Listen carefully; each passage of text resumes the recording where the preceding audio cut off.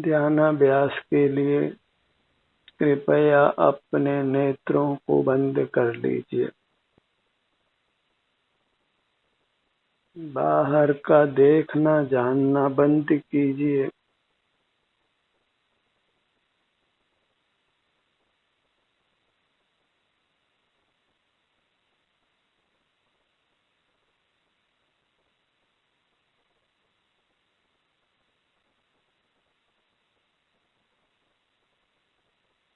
बाहर का देखना जानना बंद करते हैं तभी आपको अपना संवेदन होता है।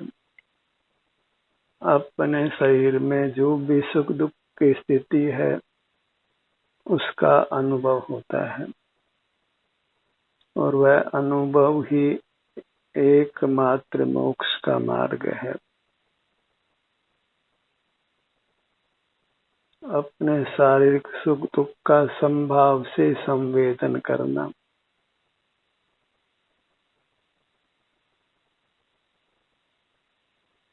इतना ही मोक्ष मार्ग माना गया है।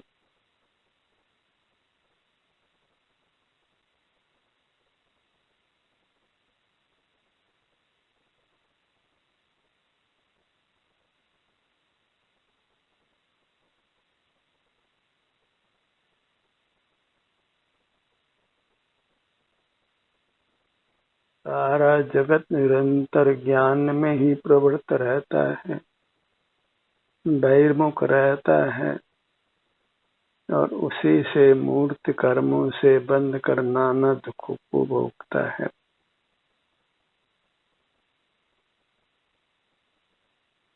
इंद्रिय ज्ञान का निरोध करना वही संयम है जो मोक्ष का मार्ग है। और जब इंद्रिय ज्ञान का निरोध किया जाता है तब स्वतः ही अपने शारीरिक सुख दुख का अनुभव होता है।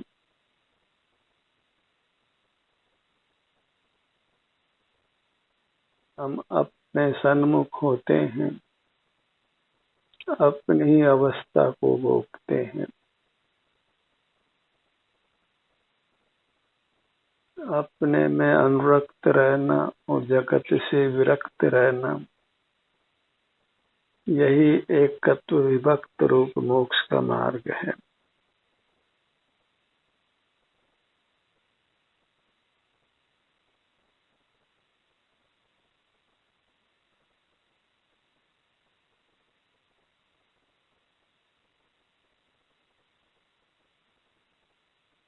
अपने ध्यान को अपने शरीर पर लाइए। बंद नेत्रों से हमें अपने आभ्यंतर अमूर्त शरीर के सुख दुख का संवेदन होता है।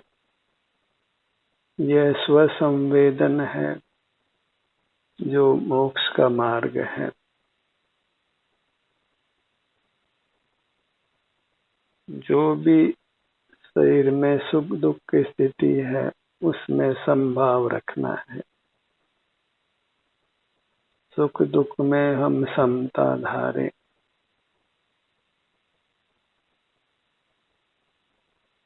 यही मोक्ष का पुरुषार्थ है।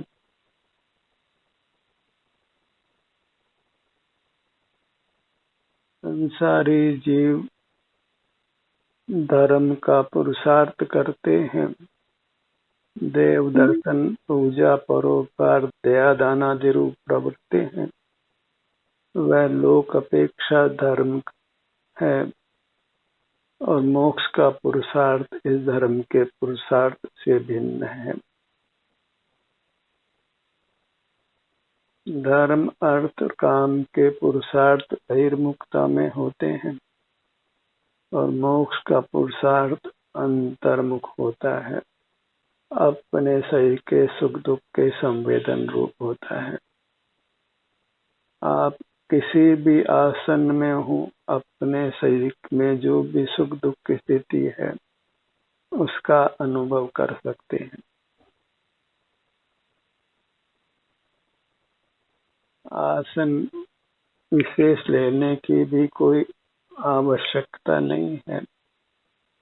आप जब जिस भी आसन में हैं, अपने शरीर में जो भी सुख दुख की अवस्था है उसका अनुभव कर लीजिए। यही स्वसंवेदन है और यही हमको सर्व दुखों से मुक्त कर परमात्मा बनाता है। ये मोक्ष का पुरुषार्थ है जो धर्म अर्थ काम के पुरुषार्थ से अलग प्रकार का है।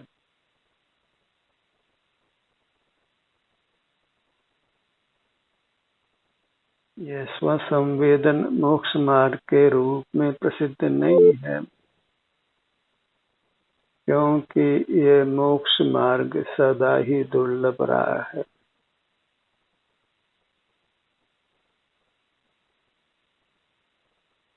धन कन कंचन राज सुख सबई सुलभ कर जान। एक अपने स्व संवेदन को मोक्ष मार्ग के रूप में निर्णित करना ही दुर्लभ से दुर्लभ है। अपने शरीर में कोई वेदना हो रही है और आप उसका अनुभव कर रहे हैं, ये मोक्ष का मार्ग है। ये प्राय कोई स्वीकार करने को तैयार नहीं होगा। ये आत्मानुभव है, क्योंकि यह अपनी ही अवस्था है और अवस्था के द्वारा ही अवस्थावान का ग्रहण होता है। जैसे मिश्र को उसकी सफेदी और मिठास से ही ग्रहण करते हैं, हर पदार्थ को उसकी अवस्था से ही ग्रहण किया जाता है। और अपने पास हम जाते हैं तो अपने में सुख दुख होता है, उसी के द्वारा अपना ग्रहण होता है। अपने पास जाइए, सिर से पांव तक ये आप हैं और यहाँ आराम वेदना के द्वारा ही आपको अपनी प्रतीति होती है। अपने सुख दुख का एहसास कीजिए और ये एहसास करते हुए ही रहना है। धैर्य के साथ यही काम करते रहिए, क्योंकि आत्मा का अनुभव उसकी अवस्था का ही अनुभव होता है। अमूर्त आत्मा कोई ज्ञान का विषय नहीं बनता है। उसमें जो सुख दुख की स्थिति है उसी का वेदन होता है, संवेदन होता है। कोई वेदन के शब्द के अर्थ में केवल वेदना को नहीं ग्रहण करें, इसलिए संवेदन शब्द का प्रयोग किया गया है, जो सुख दुख दोनों को ग्रहण करता है। तो अपने आभ्यंतर मूर्त शरीर में आराम वेदना की जो भी स्थिति है उसका अनुभव करते रहिए और ये सीधा मोक्ष को जाता है। यही मोक्ष पथ है। तो स्थाप निज को मोक्ष पथ में ध्या अनुभव तो उसे। ये बाहर की दुनिया से अपना ध्यान हटाकर अपने शारीरिक सुख दुख का ही संवेदन की। कोई शरीर के रंग, शरीर की आकृति जो मूर्त शरीर की है उसको लक्ष्य में नहीं लेना है, क्योंकि वह संवेदन नहीं है।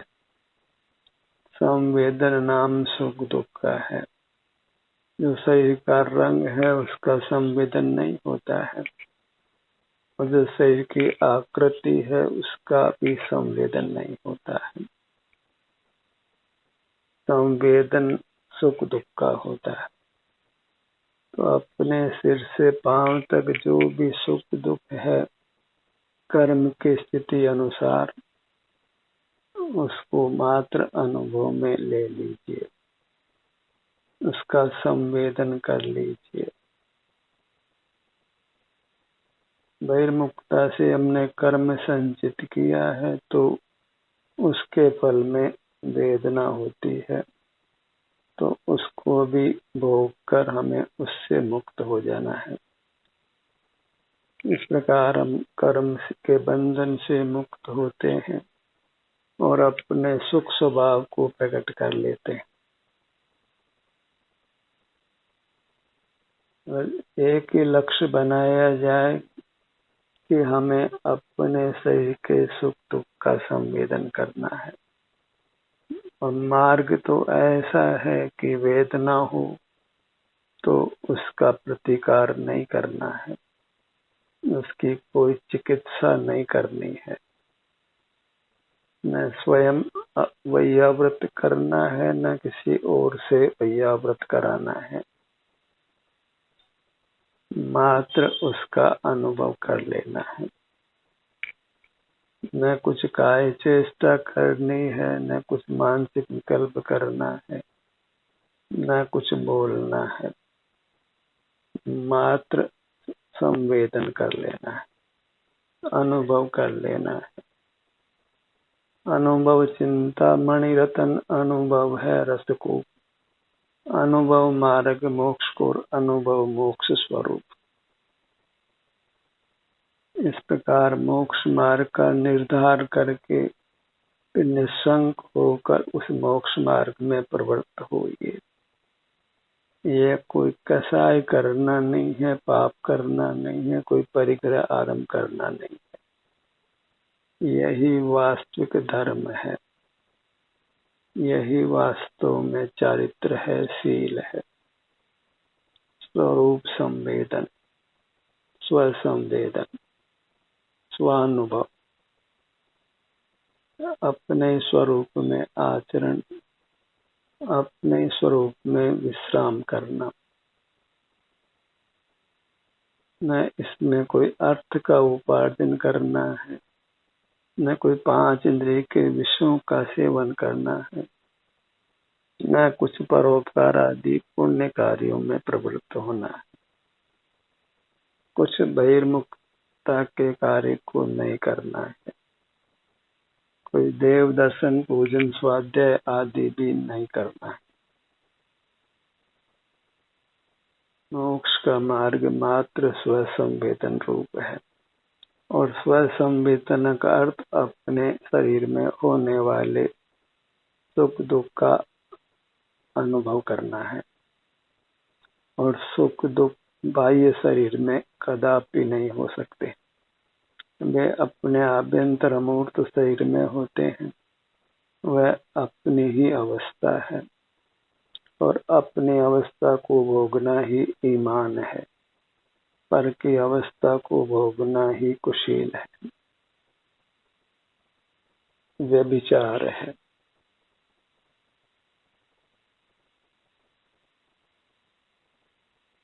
शरीर के विभिन्न भागों में जो भी सुख दुख की स्थिति है उसका अनुभव करते हुए रहना है। हर भाग में क्या स्थिति है उसको अनुभव में लीजिए। जब हम कहते हैं कि अपने ध्यान को अपने सिर पर लाइए, तो इसका आशय यह है इस सिर के भाग में जो भी आराम या वेदना की स्थिति है उसको वेदन में अनुभव में लीजिए। वही वास्तव में सिर का ध्यान करना है, सिर का अनुभव संवेदन करना है। बिना सुख दुख के कोई आत्मा का स्वरूप नहीं बनता है, और वह आत्मा का ही अभाव होता है। अमूर्त जीव उसके सुख दुख से ही उसका ग्रहण होता है, अन्यथा आत्मा का अनुभव किसी प्रकार नहीं हो सकता है, आत्मा का ग्रहण नहीं हो सकता है। अपने ध्यान को अपने ललाट भाग पर लाइए।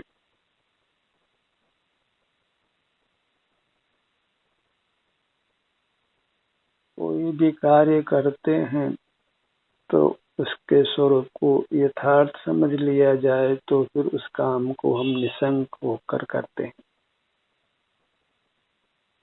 तो इतना कथन बस आपको दृढ़ करने के लिए है कि आपको बाहर से ध्यान हटाकर अपने शरीर में जो भी सुख दुख की स्थिति है उसको संभाव से अनुभव में लेना है। सहन शक्ति की आवश्यकता है। जितने भी साधु पूर्व में हुए हैं उन्होंने उपसर्ग परिचय को सहन किया है और इसी प्रकार कर्मों के बंधन से मुक्त हुए हैं। क्योंकि जो भी वेदना शरीर में होती है वह अपने अपराध का फल है, अपने बहिर्मुखता का फल है। उसके लिए दूसरे को दोष देना योग्य नहीं है। बहिर्मुखता में ही हम दुख उत्पन्न करने वाले कर्म को बांधते हैं। बहिर्मुखता में की जाने वाली सब चेष्टाएं हमें कर्म से बांधती हैं। हमारा देखना, जानना, चलना, फिरना, बैठना, बोलना, विचार करना, याद करना, सब ये बहिर्मुखता के काम हैं जिसमें हम अपने शरीर के संवेदन से रहित रहते हैं। और जितना अनजाने में ही हमको शरीर का संवेदन होता है, शरीर के सुख दुख का वेदन होता है, तो अनजाने में ही हम कुछ कर्मों से मुक्त हो जाते हैं और उसके फल में फिर हम निरोग शरीर भी पाते हैं, शरीर में सुख की स्थिति भी पाते हैं। अनजाने में भोगी हुई वेदना से ये जीव आगे बढ़ते बढ़ते मनुष्य हो जाता है, पर मोक्ष की प्राप्ति अनजाने में नहीं होती है। क्योंकि हमें वास्तव में निरंतर अपने संवेदन रूप रहना होता है और आज तक हम निरंतर अपने शरीर के सुख दुख के संवेदन रूप से नहीं रहे हैं। यदि रहे होते तो हमको मूर्त काया की प्राप्ति नहीं होती, बहिर्मुखता भी नहीं होती। अपने अमूर्त स्वरूप को प्रकट कर अपने ही उत्तम सुख को भोगते हुए रहते। बीते ताई बिसारिये आगे की सुध ले, जब जागो तब सवेरा है। यह निर्धार कर लेना ही बड़ी उपलब्धि है कि हम अपने शरीर में होने वाले सुख दुख के संवेदन करने को मोक्ष मार्ग के रूप से स्वीकार कर ले, सुख के मार्ग रूप से स्वीकार कर ले। और यह निर्णय होना, यह सावधान होना अत्यंत कठिन है, क्योंकि इसमें धर्म जैसा कुछ लगता नहीं है। क्योंकि धर्म तो हमने पूजा, भक्ति, स्वाध्याय इनको ही माना है, दया, दान, तीर्थ यात्रा को ही माना है। ये अपने शरीर के दुख सुख को अनुभव में लिया तो ये कैसा मोक्ष का मार्ग हुआ। पर प्रयोग से फिर इसकी श्रद्धा होती है। अपने ध्यान को बाहर से हटाकर अपने शरीर के सुख दुख के संवेदन रूप कीजिए तो आपको निराकुलता होगी, राग द्वेष का अभाव होगा तो सहज शांति का अनुभव होगा। थोड़ा भी इस प्रकार का अभ्यास आप करेंगे तो आप पाएंगे कि आपका स्वास्थ्य सुधर रहा है, आपको सुखद अनुभूति हो रही है और आप भले ही कितने असाध्य रोग से पीड़ित हों, यदि आप उसकी वेदना को संभाव से शांति से अनुभव करते हैं तो आप नियम से उस पीड़ा से मुक्त हो सकते हैं। जिससे परमात्म दशा प्राप्त होती हो, उससे रोग की निवृत्ति होना सहज है। भूतकाल में भी कोढ़ आदि रोगों से मुक्त होकर जीव परमात्मा हो गए हैं। तो छोटे मोटे रोगों की तो क्या बात है। ऐसा भी रोग हो, अपने में जब जीव स्थित होता है तो वह स्वस्थ होता है, स्वास्थ्य को प्राप्त करता है।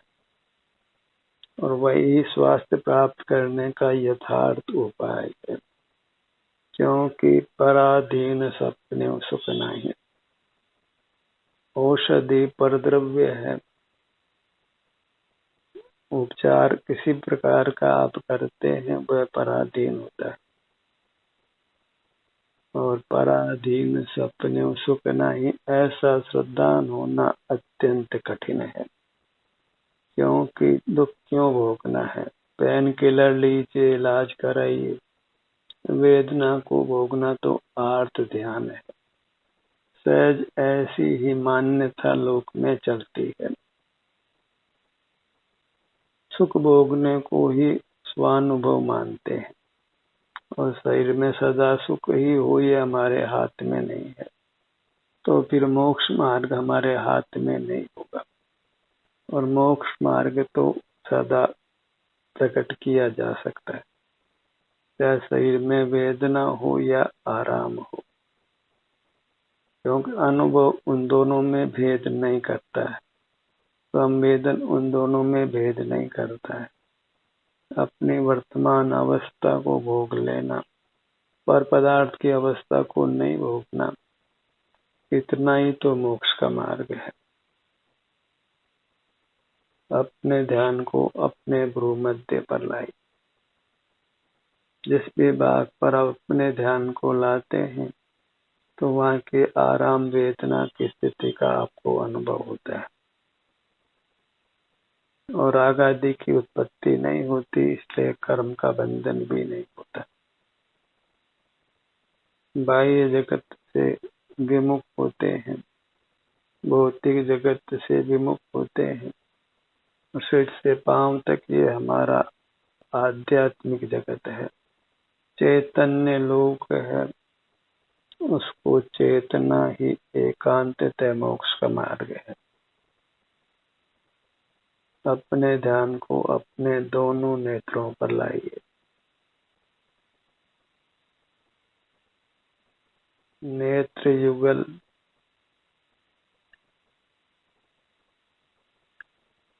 जब जब ध्यान का प्रकरण होता है तो सर्वप्रथम नेत्रों को बंद करने को ही कहा जाता है, क्योंकि हमारी 90% का इससे भी अधिक बहिर्मुखता नेत्रों के माध्यम से होती है।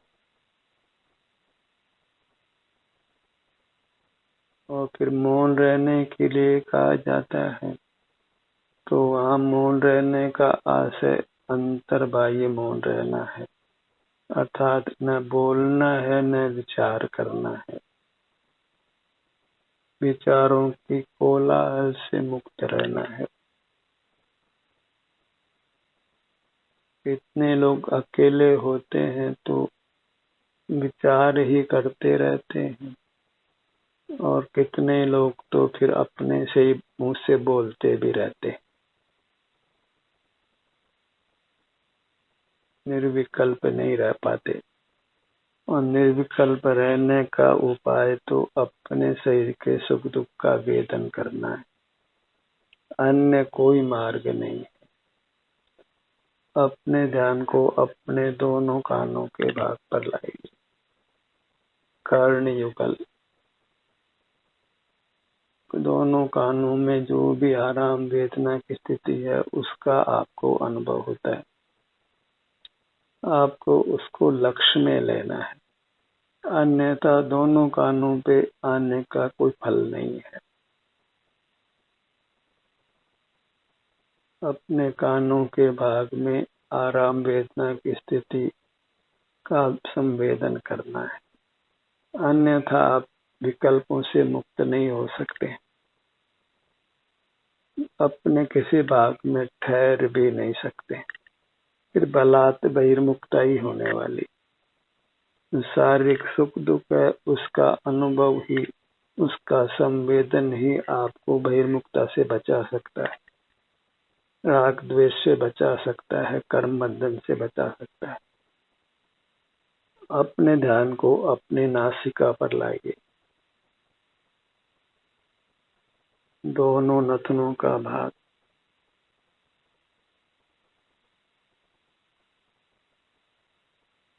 वास्तव में हमारी अमूर्त काया बहुत बड़ी है, लोक प्रमाण है। कर्म के संबंध से सिमटकर प्राप्त मूर्त शरीर के बराबर है। जो छोटा सा भाग है वह भी वास्तव में बहुत बड़ा है, सिमट कर ही छोटा है। अपने छोटे से भाग की भी उपेक्षा नहीं करना है। जो जीव ईंटे में होता है वही जन्मांतर में देहाती होकर बहुत बड़ा होता है। गर्भ में जीव अत्यंत छोटा होता है और फिर काफी बड़ा हो जाता है। इस प्रकार जीव के आत्म प्रदेशों में संकोच विस्तार होता है। जैसा भी आपका आकार है वहाँ आराम वेदना की स्थिति आपको मिलती है और उसका अनुभव कर लेना है, संवेदन कर लेना है। और यदि आप ये करते हैं तो फिर परमात्मा पद दूर नहीं है। संसार दुखों से आप निवृत्त हो जाते हैं, परमात्मा पद को पा लेते हैं, पुनर्जन्म से मुक्त हो जाते हैं। फिर क्षुद्रात्रसा, जलना, कटना, बद्ध बंधन, मरण, जन्म आदि कोई दुख नहीं है, वृद्धावस्था नहीं। अपने ध्यान को अपने दोनों होठों के भाग पर लाइए। मुख का भाग, हर भाग में आपको संवेदना मिलेगी, वह आपकी संवेदना है और उस संवेदना को आप भोगते हैं तो वह संवेदना उत्तरोत्तर अधिक सुखद होती जाती है और वह परमात्मा रूप हो जाती है, उत्तम, अविनाशी, अतीन्द्रिय हो जाती है। अपने ध्यान को अपने जिह्वा भाग पर लाइए। ऊपर तालु का भाग, पूरी स्पर्शन इंद्रिय पर अपने ध्यान को लाइए। सिर से पग तली तक हर भाग में जो भी आराम वेदना की स्थिति है उसका संवेदन करिए। यही मोक्ष का पुरुषार्थ है, जिससे आपको नियम से मोक्ष की प्राप्ति होने वाली है। हमेशा हमेशा के लिए दुखों से मुक्त होकर परिपूर्ण सुख प्राप्त होना है। इसलिए इस मोक्ष मार्ग को अत्यंत गंभीर होकर ग्रहण करिए। इस मार्ग को छोड़ना नहीं है, क्योंकि अत्यंत दुर्लभता से ही इस मोक्ष मार्ग की प्राप्ति होती है। ध्यान का ये सत्र यहीं समाप्त होता है। आपकी सहभागिता के लिए धन्यवाद।